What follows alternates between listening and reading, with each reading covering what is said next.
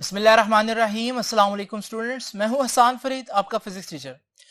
Students, आप लोगों को याद होगा लास्ट लेक्चर में हम लोग डिस्कस कर रहे थे एसी थ्रू कैपेसिटर।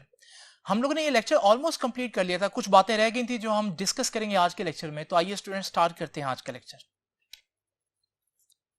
ये वो सारा लेक्चर है जो हम लोगों ने डिस्कस किया स्टूडेंट्स। सारी हेडिंग्स आप लोग देख सकते हैं यहाँ पर, इसको प्रॉपरली आप लोगों ने एक्सप्लेन करना है।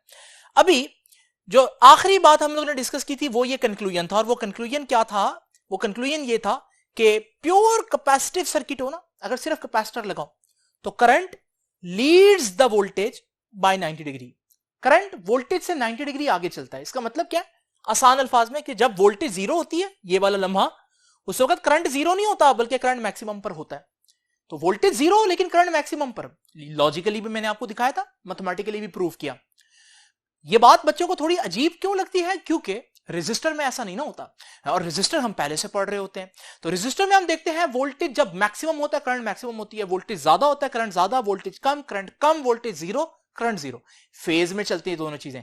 यहां ऐसा नहीं है, बल्कि जब वोल्टेज मैक्सिमम होती है तो करंट जीरो होता है, जब वोल्टेज जीरो होती है तो करंट मैक्सिमम होता है। इसलिए हम लोगों ने ये स्टेटमेंट लिखी।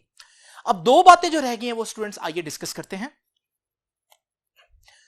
सबसे पहली चीज क्या है? पहली चीज है कैपेसिटिव रिएक्टेंस। स्टूडेंट्स याद रखिएगा, एक कैपेसिटर का काम क्या है? कैपेसिटर का असल काम है चार्ज स्टोर करना, लेकिन कैपेसिटर जो है वो अल्टरनेटिंग करंट को अपोज भी करता है, रोकता भी है।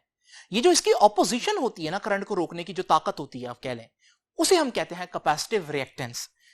तो कैपेसिटिव रिएक्टेंस क्या है? It is opposition offered by a capacitor to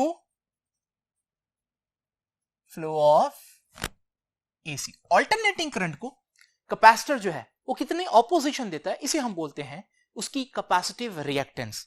इसका सिंबल याद रखिएगा कि कैपेसिटिव रिएक्टेंस का जो सिंबल है वो है XC, और इसका यूनिट भी याद रखिएगा स्टूडेंट्स, क्योंकि ये ऑपोजिशन है और दुनिया की सारी ऑपोजिशन जो करंट को मिलती है, चाहे वो कैपेसिटर दे चाहे वो रेजिस्टर दे, उन्हें हम ओहम्स में मेजर करते हैं। तो इसका यूनिट भी ओहम है। अब स्टूडेंट्स अगली बात यह है कि इसका फॉर्मूला क्या होगा। जैसे कि आप लोग जानते हैं ओहम्स लॉ के मुताबिक हम कहते हैं V is equal to IR और R is equal to V over I। R क्या है? रेजिस्टर की ऑपोजिशन, यानी रेजिस्टेंस। किसके बराबर होती है रेजिस्टेंस? वोल्टेज को करंट से डिवाइड कर दो। तो अगर आपने रेजिस्टर की ऑपोजिशन यानी रेजिस्टेंस फाइंड आउट करनी है तो वोल्टेज और करंट को डिवाइड करना है। तो जब कैपेसिटर की ऑपोजिशन फाइंड आउट करनी है तो भी हम यही करेंगे। तो कैपेसिटर की जो ऑपोजिशन होती है XC, कैसे निकालते हैं? वोल्टेज और करंट को डिवाइड कर दें। लेकिन स्टूडेंट्स क्योंकि ऑल्टरनेटिंग वोल्टेज हो तो हम कौन सी वैल्यू लेते हैं? RMS value. और करंट की भी कौन सी वैल्यू लेते हैं? RMS value. तो हमारे पास जो फॉर्मूला बना वो ये है, XC is equal to VRMS over IRMS। Now students इसका एक और फॉर्मूला भी है, और वो फॉर्मूला भी हम लोग देख लेते हैं। वो फॉर्मूला की डेरिवेशन आपकी बुक में नहीं है तो मैं बताता चलता हूं। वो फॉर्मूला है XC is equal to 1 over omega C। ये भी इसका एक फॉर्मूला। और ओमेगा के बारे में आप लोग जानते हैं, omega is equal to 2 pi f।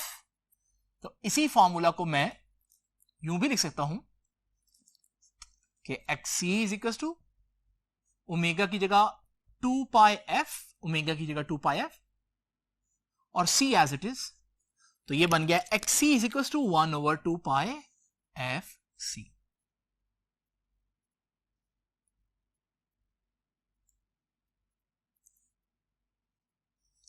Student सबसे पहले तो आप लोगों को यह जानना है कि कितने फार्मूले आपको पता होने चाहिए।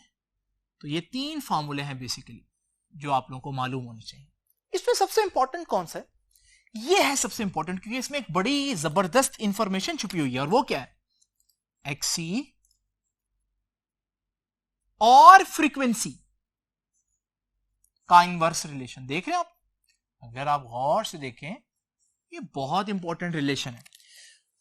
कैपेसिटर की ऑपोजिशन फ्रीक्वेंसी पर डिपेंड करती है।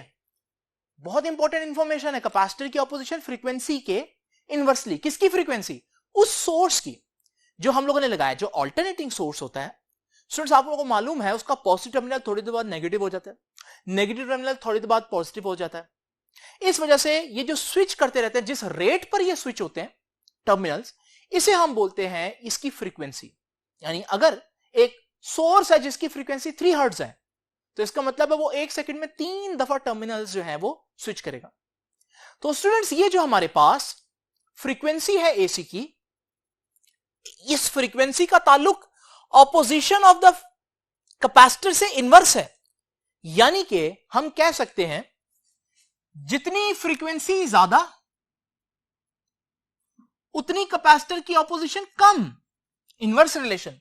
यानी उतना high frequency current easily pass करेगा क्योंकि ऑपोजिशन कम होगी। तो क्या नतीजा निकाला यहां से कि high frequency AC can easily pass through capacitor।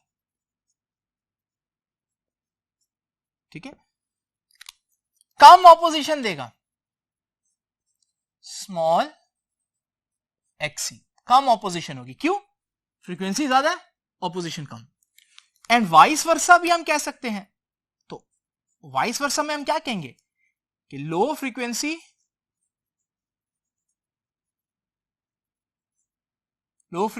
AC cannot pass easily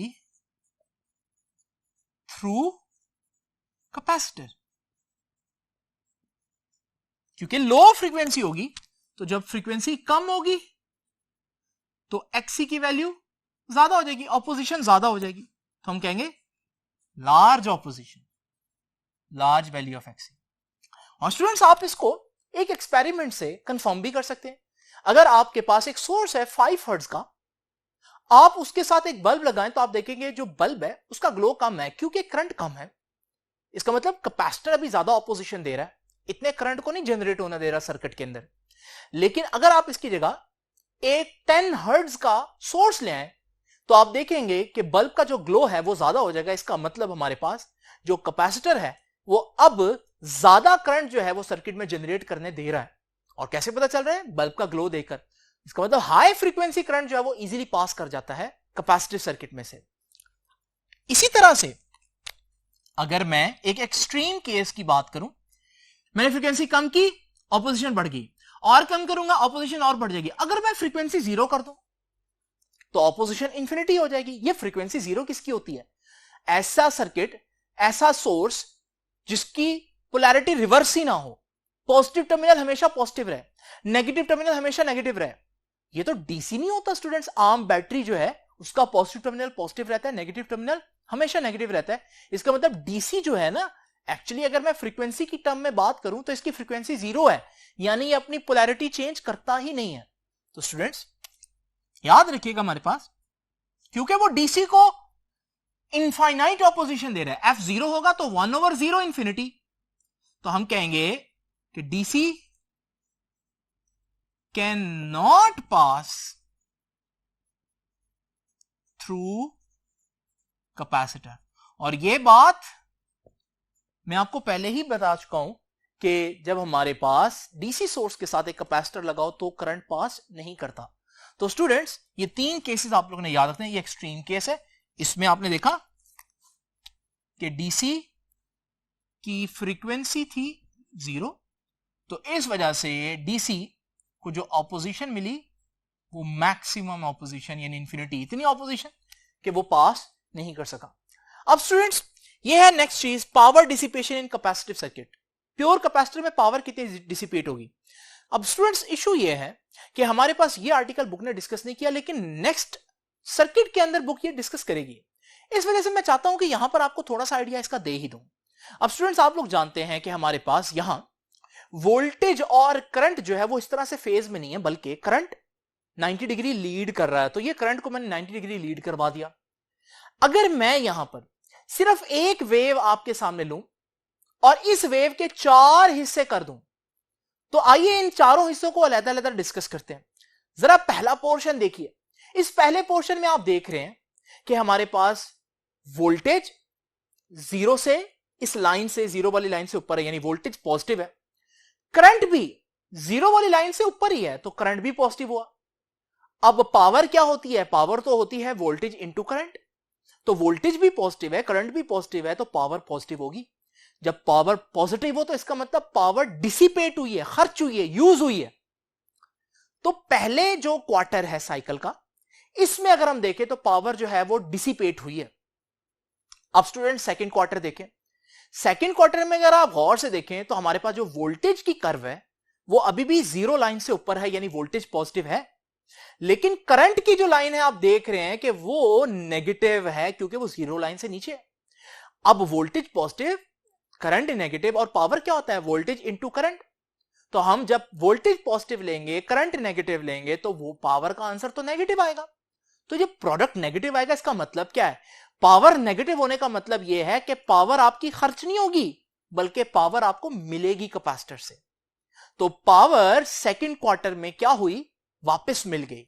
इसका मतलब फर्स्ट क्वार्टर में जो पावर खर्च हुई, सेकंड में वो आपको मिल गई। थर्ड क्वार्टर में अगर आप गौर से देखें तो आप देख रहे हैं कि वोल्टेज जो है वो बिलो जीरो लाइन है, यानी कि वोल्टेज नेगेटिव है, और करंट भी बिलो जीरो लाइन है, यानी कि करंट भी नेगेटिव है। इस सूरत में दोनों नेगेटिव हुए, और पावर जो है वो वोल्टेज इंटू करंट होता है। तो जब दोनों नेगेटिव होंगे तो उनका प्रोडक्ट तो पॉजिटिव आ जाएगा, तो पावर पॉजिटिव हुई। और जब पावर पॉजिटिव होगी तो इसका मतलब क्या है? पावर डिसिपेट हुई, यानी थर्ड क्वार्टर में फिर पावर खर्च होगी। और फोर्थ क्वार्टर में अगर आप गौर से देख रहे हो तो आपको पता चल जाएगा कि हमारे पास अब के वोल्टेज नेगेटिव है और करंट पॉजिटिव है, क्योंकि करंट ऊपर है और वोल्टेज जीरो लाइन से नीचे। और इस सूरत में हमारे पास पावर जो है वो वोल्टेज और करंट का प्रोडक्ट है, तो वो फिर से नेगेटिव आएगा, यानी कि पावर फिर से हमें मिली है। यानी कि थर्ड क्वार्टर में जो पावर डिसिपेट हुई थी वो फोर्थ में मिल गई है। यानी अगर ओवरऑल मैं पिक्चर देखूं तो यह है कि फर्स्ट क्वार्टर में जो पावर मेरी डिसिपेट हुई वो सेकंड में मिल गई, और जो थर्ड में डिसिपेट हुई है वो फोर्थ में वापस मिल गई। तो इसका मतलब अगर मैं पूरे साइकिल में बात करूं तो पावर कितनी मेरी खर्च हुई? जीरो, क्योंकि जितनी खर्च हुई वो अगले क्वार्टर में तो मिल गई है। यानी in a pure capacitive circuit पूरे साइकिल में there is no power loss, कोई पावर मेरी यूज नहीं हो रही। तो स्टूडेंट्स ये है इंपॉर्टेंट नतीजा यहां से जो हम निकाल सकते हैं कि in a pure capacitive circuit, no power is dissipated.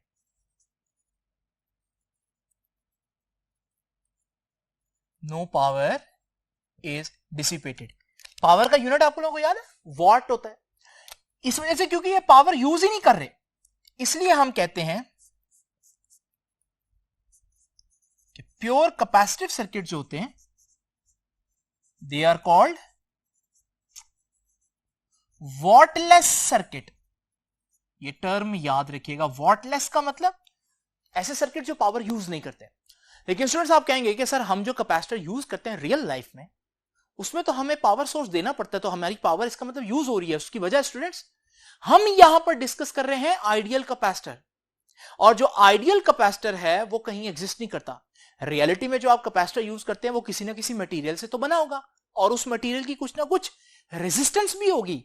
तो जो आप कैपेसिटर यूज करते हैं वो प्योर कैपेसिटर नहीं है, बल्कि उनके अंदर रेजिस्टिव एलिमेंट भी होता है, और वो रेजिस्टिव एलिमेंट आप लोगों को पता है कि पावर यूज करता है, कंज्यूम करता है। तो इसका मतलब याद रखिएगा ये जो हमने बात की ये आइडियल बातें हैं, रियलिटी में ऐसा नहीं हो सकता। तो स्टूडेंट्स ये था हमारा लेक्चर जिसमें हम लोगों ने डिस्कस किया कि एसी जब एक कैपेसिटर से कनेक्ट हो तो क्या प्रॉपर्टीज होंगी उस सर्किट की, वोल्टेज और करंट का रिलेशनशिप क्या होगा, पावर कितनी यूज होगी, और करंट का फ्रीक्वेंसी के साथ जो सोर्स की फ्रीक्वेंसी उसके साथ क्या रिलेशन होगा। तो आपसे स्टूडेंट्स इंशाल्लाह मुलाकात होगी नेक्स्ट लेक्चर में। तब तक के लिए अल्लाह हाफिज।